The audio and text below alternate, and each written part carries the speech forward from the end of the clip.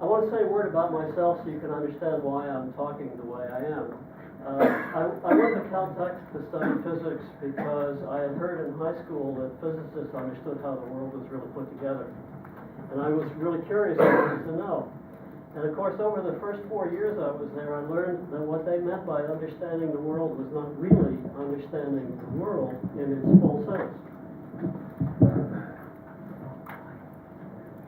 So by my senior year, I realized I was much more interested in the personalities of people like Dick Feynman and Murray Gell-Mann and others that were there.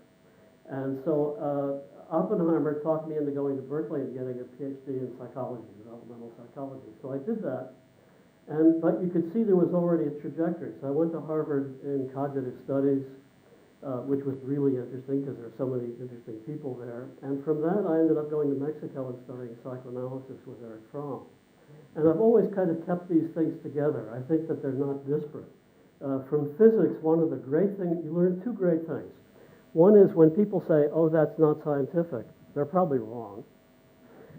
And the other is the concept of field in physics. That is the idea that something is pervasive and everywhere and affects everything that's going on is a really powerful intuition to use in the world.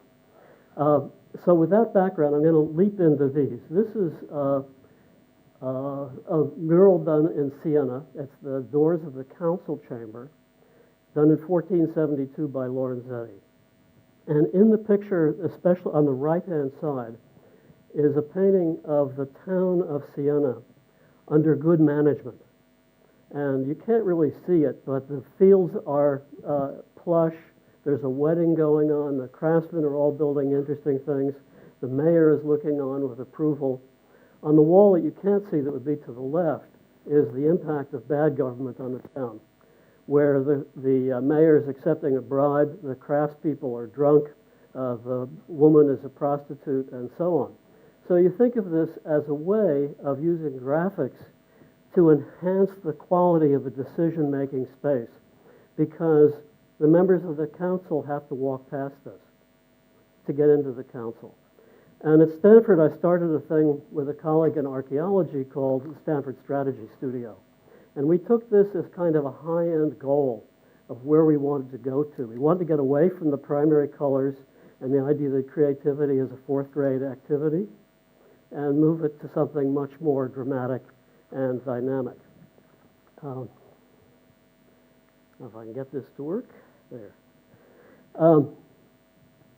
In the Stanford Strategy Studio, we started with what does it take to have a real strategic conversation?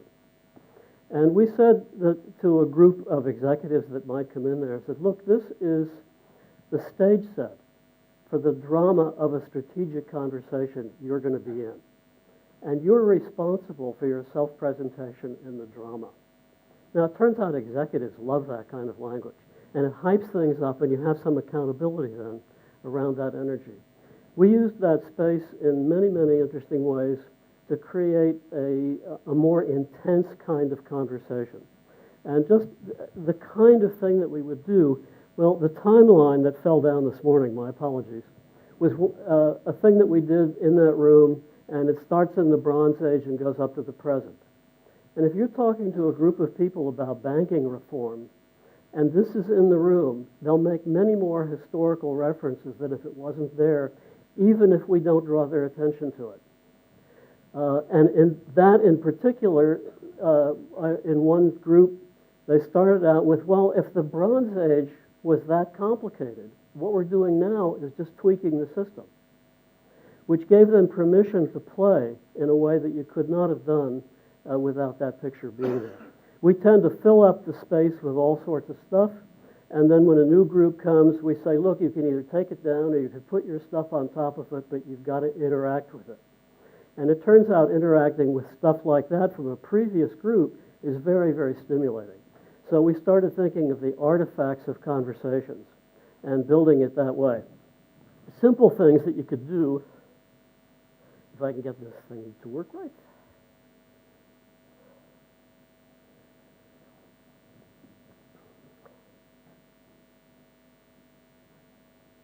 You all recognize that. right? It's a description of the problems we're in many, many ways. If you then add to it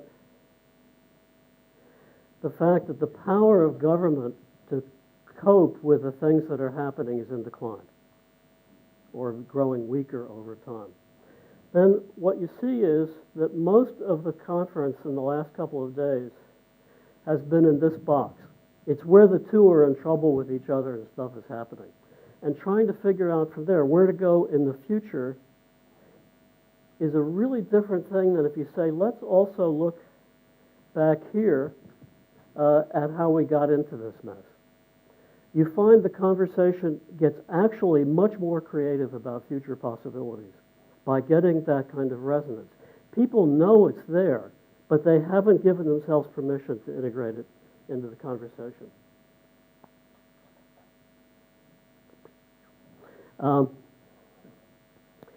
Now, in this strategy center, we started working at Stanford with Paul Ehrlich and Don Kennedy on how to involve people from the humanities more in environmental discussions.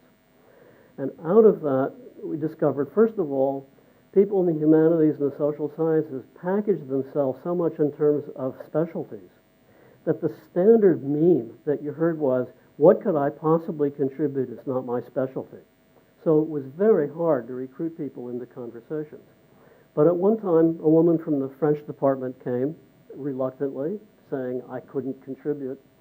And this was a finance discussion, and 20 minutes into it, you could see her body language start to change. And she's leaning forward, and she says, my specialty is the 19th century French novel. And guess what they're all about? They're all about markets and finance. And I have a lot to say about this. And she was just fabulous, and we loved it. One of the things that came out of this work was criticizing the standard way that scenario work gets done. Typically, scenarios are done like the runner at the block waiting for the gun to go off. It's all from the present, from your perspective, that way. Bang, and you go, and you're off into the future. A very, very different image of future thinking is sitting on a surfboard, feeling a wave come, and you go up with it, and then it goes down. And you look back, and you see the next one coming, and you decide to let it go, and you see where it goes. So what you're doing is building up an intuition for how these waves develop and where they're going. And you can do that in a planning exercise as well, by getting people to feel how it is like to be in the field of forces without starting just right now going forward. Got too many pieces of stuff up here. That work led me to question the people on the climate side at Stanford who seemed to me to be very naive about economics, generally. And in particular, they tended to want to blame consumers on the stability behind the problem we had. Where it was obvious in interviews that most people's consumption is tactical, much of it around their job and where they're sending their kids to school. And they would change it very quickly if they could. The real resistance comes in their fear about losing their jobs, that is, losing the income that they then use for consumption. And if you don't provide people with some alternative image of how they could survive in a transforming economy towards sustainability, they're going to resist you. And the way I've put it is, you can't blame somebody for not stepping out of a leaky canoe if you don't offer them another canoe. It's not crazy, and we needed to have more compassion about that. Well, I realized I needed to know more about economics, so I called up Rob Johnson, who was head of INET, and said, I want to learn more about economics. And he said, well, read the papers from our last conference. So there were 38 papers from the conference that had been in Cambridge, and I read them all and realized that very few of them even came close to the goals of the Institute. They were way too conservative. So I thought, I'm a psychoanalyst, I can figure this out. I said, look, they're all famous. You put them in a room together, they get rather self-conscious and cautious in their self-presentation. So we thought of how to loosen that up. So I took the following technique.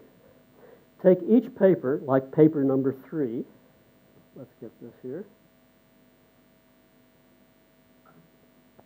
And drew a big circle, and in the circle, went the concepts that were used in that paper. Outside the circle went the concepts they did not use, like poverty, war. You could come up with your own list.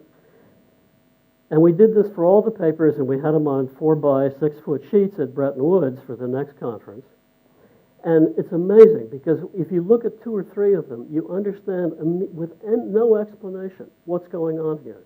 That the circle is self-imposed on the way you're writing and thinking. So it loosened up the presentations at that conference. So we agreed that I would continue working with them on issues like that, that is how to have more intelligent adult conversations and how to think a little more strategically outside the box. So that's what I do. My job is to keep thinking about what we're not thinking about yet and figuring out how to get a conversation going around that. Now,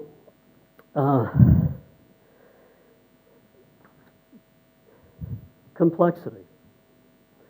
Complexity, to me, is an invitation to rethink the way we thought about the world under old-style physics. Old-style physics does the remarkable thing of, I'm going to have fun drawing this, but I probably don't have the time, so that bear with me.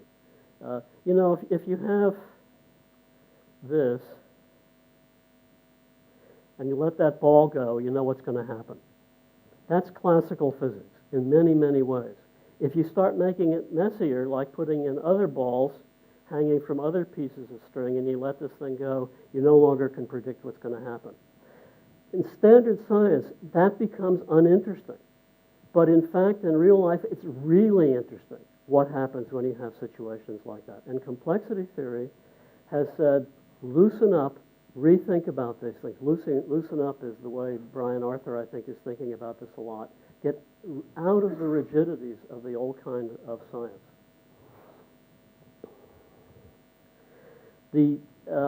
Not only is it an invitation to rethink what we did, but to take a look at things that we just totally ignored and begin to tell stories about them, because you can't calculate, but you can do stories. I'll come to the calculation problem in a moment. Now, part of what I want to talk about at this conference, which has to do with the governance side, is here's a certain permission to rethink things that's scary because it says actually you have less control than you thought you had. So what do you do? So in that invitation, one of the problems is to abort the freedom that's been created by talking about complexity and try and turn it into a new orthodoxy. I'll come back to that too. If we look at some key books that have influenced me in the past, one is probably most of you have read Joseph Tainter's The Collapse of Complex Societies. If you haven't, it's really, really good.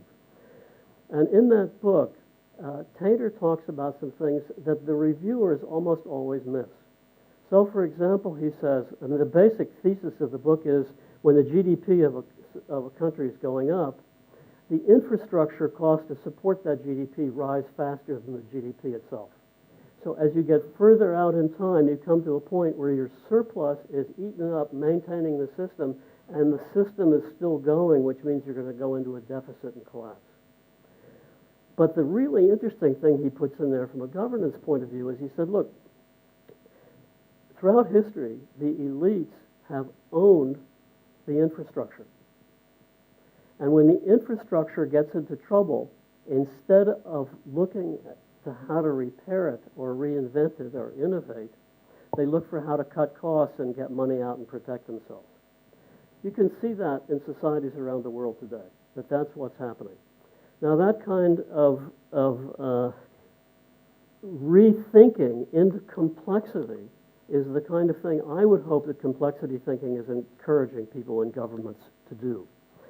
Another example is a book that's much less known, Stephen Toulmin's Cosmopolis. Stephen says of that book that it's the received opinion among historians and everybody else that the Enlightenment was a period of increased civility, travel became freer, there was more affluence, Europe was looking pretty nice. In fact, it's just totally not true. It was the French king, Henry IV, was assassinated. There was incredible climate problems in those decades, huge unemployment, civil disruption everywhere, and it was the end of the 30 Years' War. So Toulmin says, look what happened. In the previous generation, you had people like Shakespeare, Montaigne, Erasmus, talking about humanity and culture in very, very rich terms. But with the crisis, people like Descartes and Leibniz and Spinoza said, we're killing each other thinking about these things, especially the religious issues. So let's create a dialogue around a limited number of terms where we can stay civil with each other. And mathematics and the modern sense of the object and all that is what came out of that dialogue. And so Toulmin says, look, we're still stuck in that, as though we're in that crisis, and we're past it. We should go back to the previous generation of Erasmus, Shakespeare, Montaigne, and others, Rabelais, for example, and come forward with that agenda and talk in a much richer way about culture, society, and all that. So, in a way, that's what I'm going to do in my shockingly small number of minutes. There are three key ideas I want to put across and then a challenge. The three ideas are, I'll start this way. If you listen at this conference and in other places that we all go, how do we talk about people? We talk about them as they're almost interchangeable with cars, right? They're points in a system of forces that impact on them. But they have no content inside except maybe a few algorithms for the most enlightened, right? Or maybe they're programmed a little. But basically, they're just subject to the forces. That's the standard view. If we start including real people in the way we think formally about what we're doing, and as we actually bring it into our theories and into our discussions, what real people are like, suddenly the logic really shifts, because instead of trying to take something like traffic flows, water patterns, air pollution, the flow of dollars, all the things you can map out, and if you do that kind of map, the tendency is to want to make some kinds of efficiencies around those forces. That's the use of complexity in that sense. But if you put real people in there, you realize suddenly the logic changes, and the real thing to think about is what is the quality of life of the people, and the rest of the system becomes subordinate to that. That is a huge shift, and I wish we just were trying to make that everywhere. It makes life much more interesting, and it's going to make for much better governance. Because talking about people in the kind of condescending way we do is making them furious at us. I'll come back to more of that too. Okay, that leads to the second thing to want to include in our discussions, which is culture. There was an interesting, mostly culture is left out of this kind of conference. It's treated as though everybody in history, from cavemen to the current time, are basically like us in terms of character structure, in terms of the culture that we carry with us. Not true. The cultures are really different. I hit it out of this morning in the question about the commons. The reality is that farmers around the world who are rooted in traditional societies have extraordinarily strong culture about managing the commons and other things like that. Let me just jump in an interesting place. The word capitalism. The word capitalism comes from cap, head, baseball cap, kaput, what goes on top of a column or where the head of a nation is. That's the use of the word cap. How did it get there? It got there through Latin and Rome, where cattle were the main measure of wealth. So the thing to do, if you breed cattle, you get a new head, and it was the magic of that production of something that was beyond what you had is the origin of the idea of capitalism. Now, the interesting thing is that all traditional societies have rules about how you do that. So, for example, I can give you a goat, and you can eat it, or you can give it away. But you cannot breed it, because to breed it would be to destabilize the environment that you're all dependent upon. So these things become highly ritualized and complex, so they're, like the ballet situation, they're hard to see what underneath is actually going on. But they are strong rules. Well, as capitalism, as the idea of mobile capital, moved into the detritus from the Roman Empire into the beginning of the Italian city-states, the rules got dropped. So it became something that was free private property. I'm going to go off on words for a bit. The word property, we all use all the time, but who questions where the hell it came from? It got to have come from somewhere. You know, the theory that John Locke had was God made it just that way, already done deal. The word property comes from the same root as proper. And what it meant was, what are the things that a nobleman has to have that are appropriate to show his rank in society? That was the proper stuff. So you had to have a horse, you had to have a small castle, or whatever it was. Property was a way to show status in society. Well, look where it's moved to now. You have funny things like private property, where private is from the Latin privatus, which is to take out of the public into the personal realm. So you have property, which is the sign of your status in the public, taken out and made into a private thing. Now, the reason these things are interesting is because if we're going to rethink the system, which I think we need to do, you can't do it if you don't know this kind of stuff. It's really important to know the history of these concepts. Okay, the third thing besides culture that I want to enter in here is thinking more about history. It's obviously in the timeline, but the logic of understanding history can be very enlightening. For example, in agricultural societies, elites needed agricultural workers. In industrial society, elites needed industrial workers. In a digital society, it's not at all clear what the elites need. And if you take things like the derivative markets and so on, where you can make money with nobody but a computer, and you begin to think about this in terms of jobs and the social contract, you can see why I think we're in the crisis that we're in. If you don't see that progression from ag to industry to the current situation, it's very hard to grasp the depth of the problem that we're facing right now, which is we don't know how to create anything like the number of jobs that we need. We need 25 million jobs in the U.S. just to kind of break even, and nobody has a plan as to where they're coming from. Conference in China saying in 15 years we have to create 500 million jobs. Wow. But where? Doing what? There's no job, I mean, I put the challenge almost this way. There's no job in the world being done today where there isn't somebody trying to figure out how to replace you with a program or a robot. It's very intense. My friends who are in Stanford law firms who are looking at the fact that they're not hiring interns anymore because it all can be done either by Indians or by robots with algorithms. It's a big deal what's going on. So with those three, one more point to add. In history, almost all societies use the same word to describe physical law as courtroom law, the word law. What that does is suggest that the courtroom law, the society-made law, has the same status as a natural law. It's God-given or natural given. In the complexity world today, you see the same struggle going on. People trying to claim that complexity theory and economics, for example, are about natural things.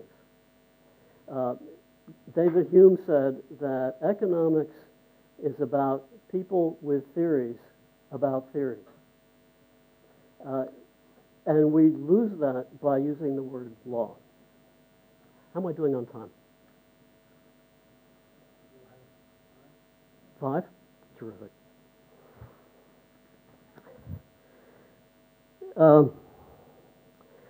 There's so much to say about people. I'm going to pick up one piece.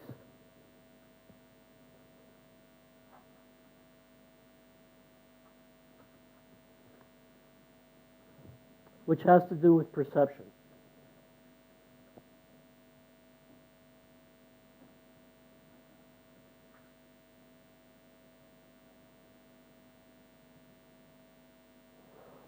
The standard theory of perception in psychology, and we use it almost everywhere else in our society, is that light goes from the object to the eye, then complicated stuff goes on in the brain, and you see a wine glass.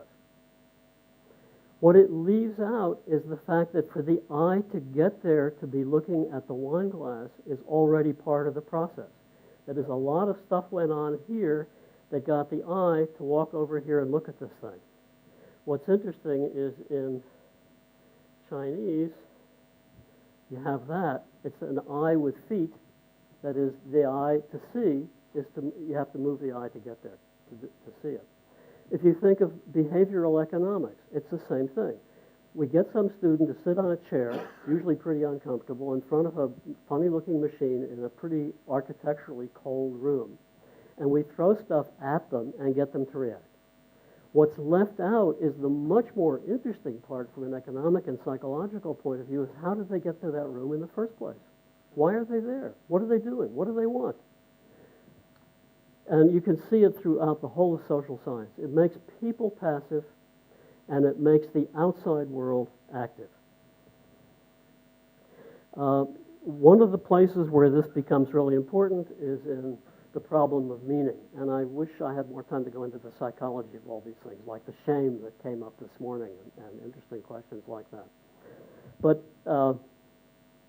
people need to have meaning. One of the things, if you're a politician looking at your people, you've got to realize they are thinking as hard about their world as you are about yours. And they're doing it all the time. They're having imaginations, they're making judgments, they have a very complicated process going on. Now, what they want is a way of tying things together that makes sense.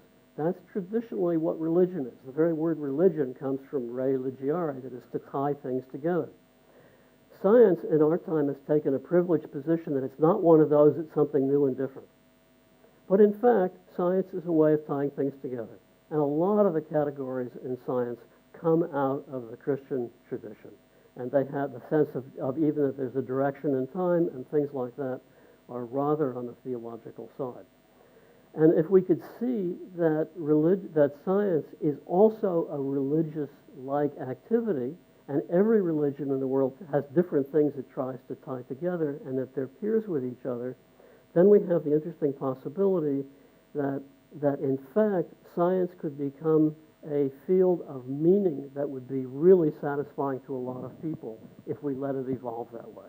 It's got wonderful things, like a lot of good ethics, but it's got bad stuff like we heard some of this morning, and the drive for status and the conventionality. I mean, groupthink in science is unbelievably bad. And the institutional stuff is not very good. One last thing, I think, as I jump through, two, and I'll be done. Two's the magic number for people who want to finish. One is the issue of rationality. We hear a lot about rational and emotional, as though they're different things. They're not. If a person is hungry, is that rational or irrational? You know, we treat emotions as though they interfere with a rational process. What rational process? A rational process by itself, in the current meaning, is just a mechanical analog of something in the world. It has no energy of its own. It can't make any decisions. It can't do anything. If you think of rational with its root in ratio, which means balance, for the Greeks, it really means the use of the mind in the service of life. That's what rational is. We have moved so far away from that by having things that we think of as rational that are irrational, like weapons, whatever it would be. And being a lot clearer about the rich interplay between emotions and logical thinking would really do us a lot of good. And the reason, there are two more things I want to talk about, but I'm only going to do one. And this is the challenge. We have the danger of there arising a new orthodoxy which would be built around behavioral economics, complexity, game theory, network theory, neurology, and some stuff thrown in about evolution. Evolution, by the way, almost everybody thinks that evolution is a converging process. Not true. At any point in time, what evolution tells you is we have more possibilities than we had back further. And it's a divergent process. So you can't use it to justify your view of life as though that's where evolution wants to go. Evolution wants to ride over you and go on to somewhere else and have more fun. The idea that there's a new orthodoxy is motivated by the desire to maintain the infrastructure of academic careers, technical careers at government, military, corporations, and everywhere else like that. Because if we gave up on calculability, going back to Brian Arthur's Loosen Up, a lot of jobs are in trouble. We don't know what to do with them. We don't know what to do with our graduate students who would take Brian Arthur's view of life and treat it like this is a much better way to think.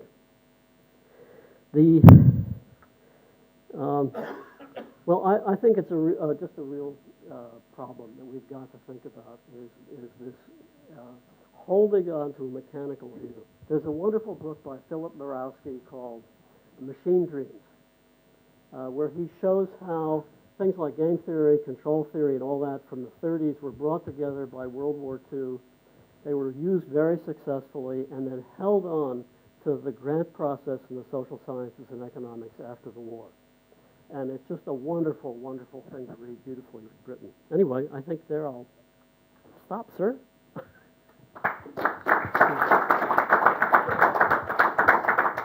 Thank you very much. He's smiling. I must have done something. So, questions, remarks? On this? Yes. Could you say a bit more about this new orthodoxy?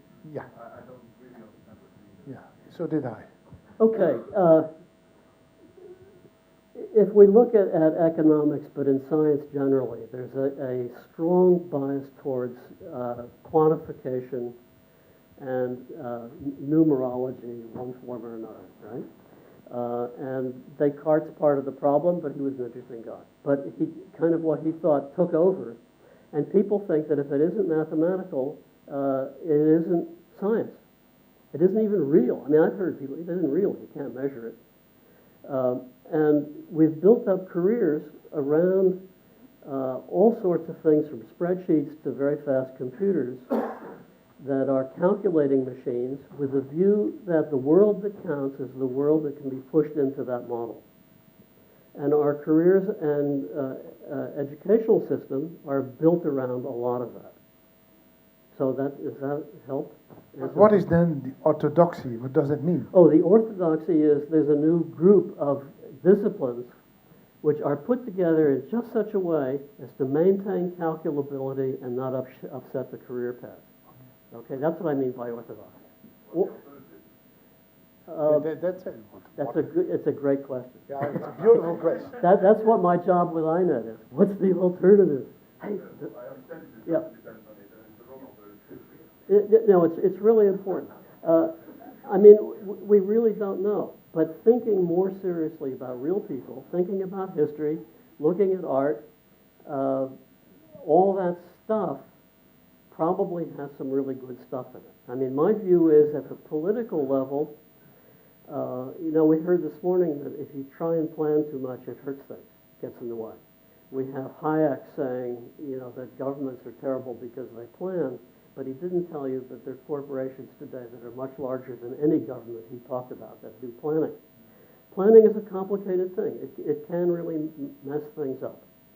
And my own view, which gets into the kind of recommendations, is running many parallel scenarios of a loose kind, narrative.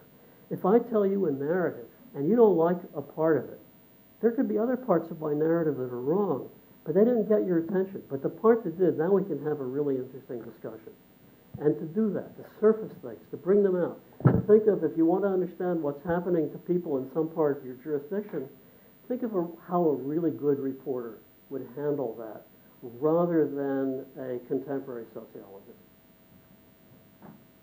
Okay. That's an answer, isn't it? No. Oh. No, I don't think, or maybe it's an answer, but I didn't get it. It's really saying we've got to trust the humanities and history and anthropology. Archaeology, for example, I think is a wonderful piece of the way we need to be thinking about our society. And we just need to do that. We need to increase the range of our imagination and let up. I mean, we're in a terrible, terrible situation. And part of the discussion this morning about the politics of it all, ordinary people are pissed off at scientists. Not because they do science, but because they're part of an establishment of high-paid careers that are ruining their lives, right? And they're angry at anybody who's caught up in that. We've got to free science up, make it more relevant, more interesting. Okay. Next one.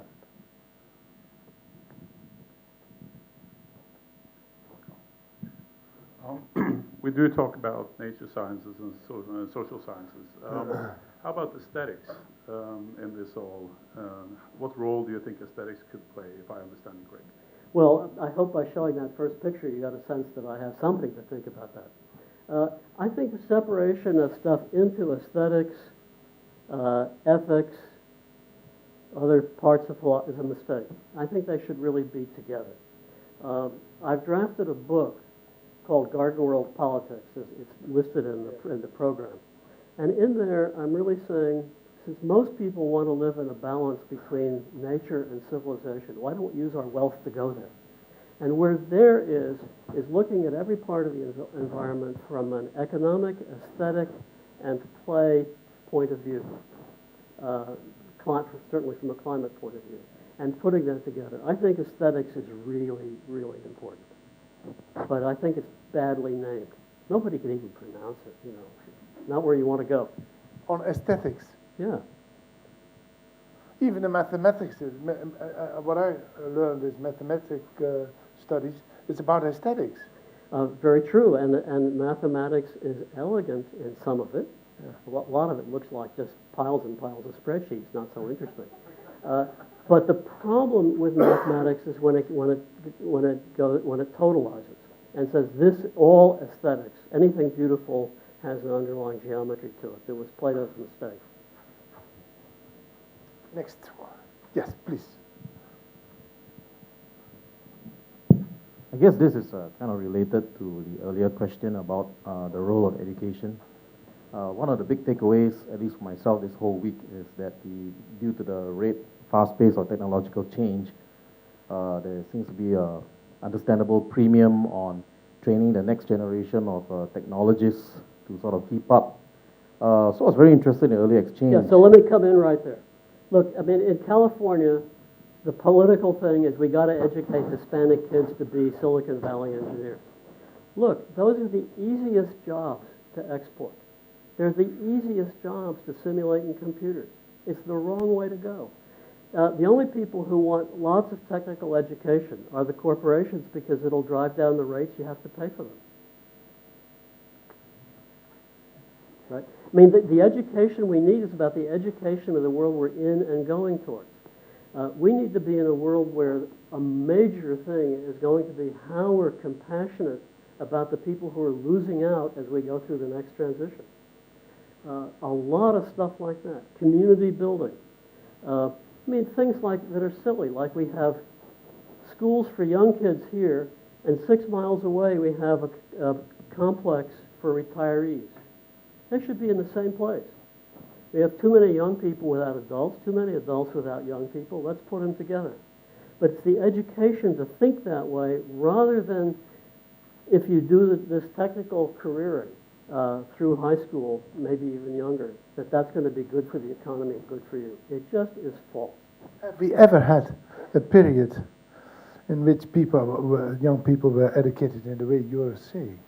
Well, there have always been some. I would love to see a book that took, well, for example, Maria Montessori, the Waldorf method. If you ever get a chance to watch kids going through Waldorf, it's an amazing experience. You'd want to be there yourself. And the very, very best of English education. And to say nothing, and the stuff in Germany. I wish I knew more about it because there were moments.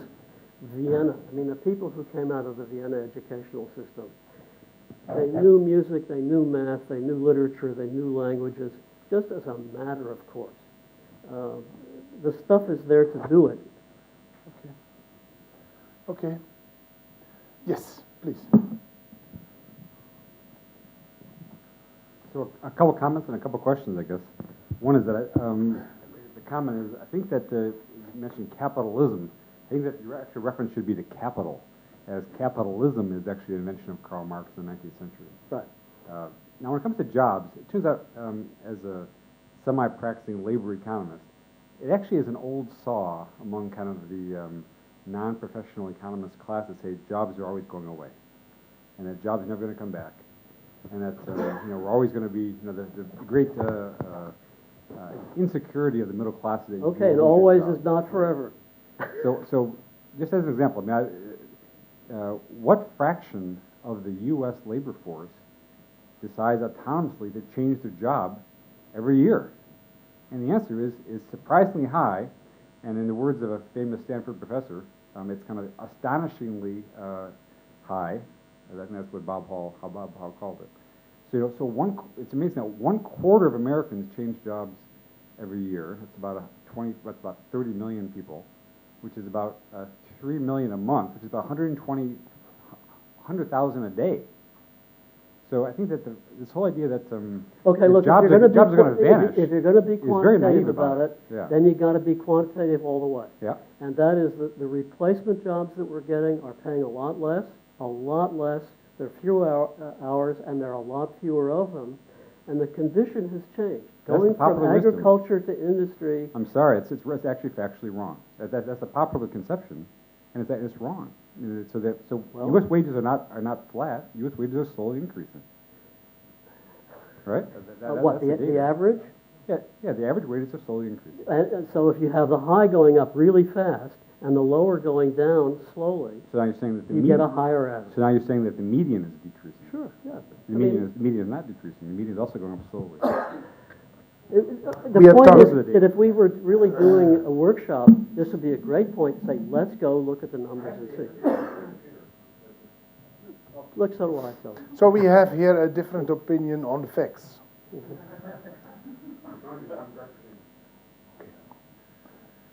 Good. I think you should both have a look in his computer. Homeland Security beat me to it. Okay, next one. Okay, yeah, please. So I'm still kind of struggling with this idea of this narrative, whatever you call it, way of doing science, so to say. Not pinning things down, but keep them kind of floating. It kind of reminds me of Louis Borges, the Garden of Forking Paths. Is that the kind of thing you're meaning, that there are so many different ways that we have to explore things that we cannot nail them down? It's almost like Jan was always telling me about the Tao, or the Tao, whatever you want to call it. And so that you don't really pin things down, but you keep on walking around it, so to say, rather than fixing it. Is that what you're talking about? Well, rather than fixing it, look, I think we don't know a lot about what's going to happen. And I would say that social policy that moves towards increased flexibility and not commitment to structural plans is going to be better for us. Say it again. No, you were asking when we are arriving in all kind of complexity issues, and the world is nothing in it is simple anymore. And when we have these David Peter Who's list of problems and dramas we've got to cope with, and then you are saying circle around it and play with it, play your games. And he is saying, but are you giving up science then? Or something like that. Are you giving up hard science, the facts and figures, and the classical method of doing science, what brings us concrete plans and concrete pictures of what might be called the truth or whatsoever? Is that what you want to give up? No. And is this what you want to go to do, and is circling around and playing with the world and so on? That's your question. It's a terrific question anyhow, but it's... Yeah, well, putting play in there is a certain rhetorical trivialization of what I said. I think one should be very serious at looking around, understanding what's happening to people. For example, during the height of the recession, a lot of people in Silicon Valley were saying, oh, it's just cyclical, it's going to come back. There's signs on store after store, closing, going out, inventory sale. They're not putting it together. We need to put it together. I have two neighbors whose rent has just gone up to more than their income. They have children in school, they have local jobs, they are totally panicked, no idea about where to go. I think it's being experientially compassionate about what's really happening to people, not panicking, but taking it really seriously, and then beginning to see that the things that people are suggesting as solutions might not be adding up very well. I don't know if that's helpful. But that's it. So you're saying then there is such a lot of difficult problems which are people to have to deal with. Don't make the mistake that science or whatsoever will give you one, they give you one answer, but that won't work. And I didn't use the word science at that Okay. point, because those are really technology and planning mechanisms. They're Okay. different than science. Okay. I'm going to say a word about science. The fact that if you study science, you know something really important, like why the roof doesn't fall down, how light gets around in the room, what this thing is doing. Oh, that's Wei Wu Wei, by the way. It's the Tao.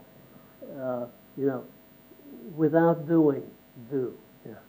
And we heard Tao this morning from our leader, and I think it's a really interesting way to think about where to go. Science is great, but it can be misused, and especially it gets misused when it turns into a career. When I was in physics... Say that again. What did I say? Science is misused, especially when it's going to career. When it becomes part of careers. Okay. When I was a grad student in physics, I hate to tell you, in the early 60s, it felt like it was open. You could follow your ideas. Time was slow. NIH was giving things career development grants for 20 years so you could work things out. Now everything is so compressed. At Stanford, I think students are taught the world is an ensemble of problems, any one of which can be solved in 3 years with a grant. Right? Okay. That kind of Okay. mentality is Okay. getting us into trouble. Okay. That's what I mean. Yeah, that's what you... Okay, thanks. Thanks a lot. I think we've got to come to an end. So once again, thank you very much.